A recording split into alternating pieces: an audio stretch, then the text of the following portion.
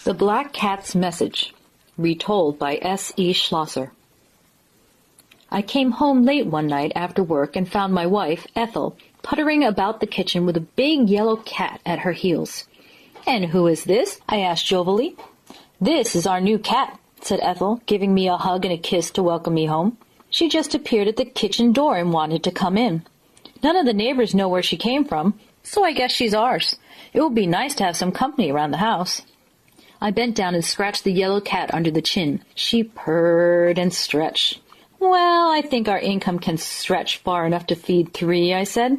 My son had taken over my job at the mercantile, and my wife and I were enjoying a leisurely old age. I like to keep busy, though, and so I spent a few hours every day cutting and hauling wood to be used at the mill.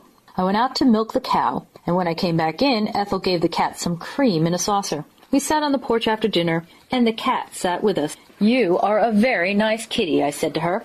She purred loudly. "Donald," Ethel said. She sounded worried. I turned to look at her.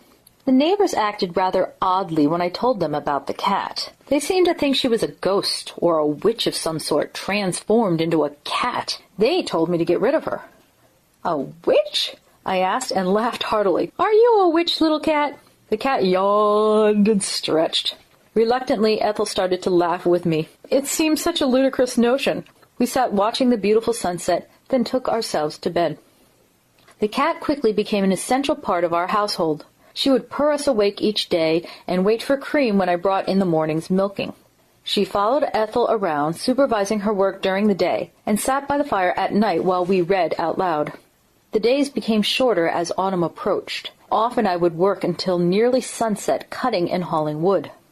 One night in October, I didn't finish hauling my last load until dusk. As soon as I had piled the last log, I started down the road, hoping to get home before dark, since I had not brought a lantern with me. I rounded a corner and saw a group of black cats standing in the middle of the road. They were nearly invisible in the growing dark. As I drew nearer, I saw that they were carrying a stretcher between them. I stopped and rubbed my eyes. That was impossible, my brain told me. But when I looked again, the stretcher was still there, and there was a little dead cat lying on it. I was astonished. It must be a trick of the light, I thought. Then one of the cats called out, "Sir, please tell Aunt Can that Polly Grundy is dead."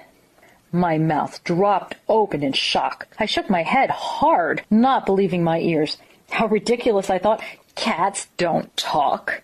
I hurried past the little group, carefully looking the other way. I must be working too hard, I thought, but I couldn't help wondering who Aunt Can might be. And why did the cat want me to tell her Polly Grundy was dead? Was Polly Grundy the cat on the stretcher? Suddenly I was confronted by a small black cat standing directly before me. I stopped and looked down at it. It looked back at me with large green eyes that seemed to glow in the fading light. "I have a message for Aunt Can," the cat said. "Tell her that Polly Grundy is dead."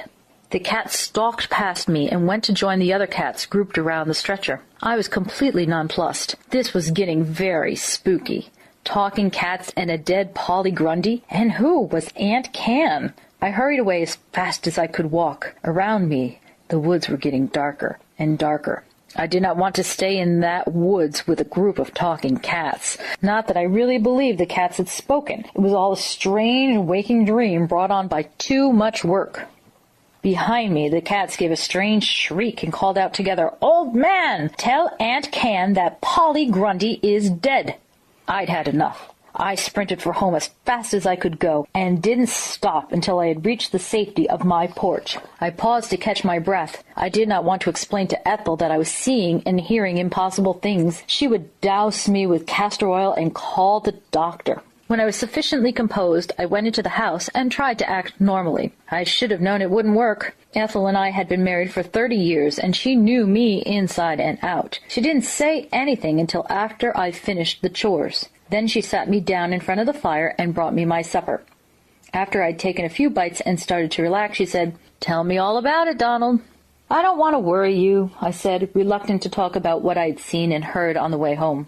The yellow cat was lying by the fire. She looked up when she heard my voice and came to sit by my chair. I offered her a morsel of food, which she accepted daintily. "I'll worry more if you don't tell me," said Ethel. "I think maybe something is wrong with my brain," I said slowly. While I was walking home, I thought I saw some black cats carrying a stretcher with a dead cat on it. Then I thought I heard the cats talking to me. They asked me to tell Aunt Can that Polly Grundy was dead. The yellow cat leapt up onto the windowsill. "Polly Grundy is dead?" she cried. "Then I am the queen of the witches!" She switched her tail, and the window flew open with a bang. The yellow cat leapt through it and disappeared into the night, never to return. Ethel had to dump an entire bucket of water over my head to revive me from my faint. "The good news," she told me when I sat up, dripping and swearing because the water was ice cold, "is that you have nothing wrong with your brain. The bad news is that our cat has just left us to become the queen of the witches. We'll have to get another cat." "Oh, no," I said immediately. "I've had enough of cats." We got a dog.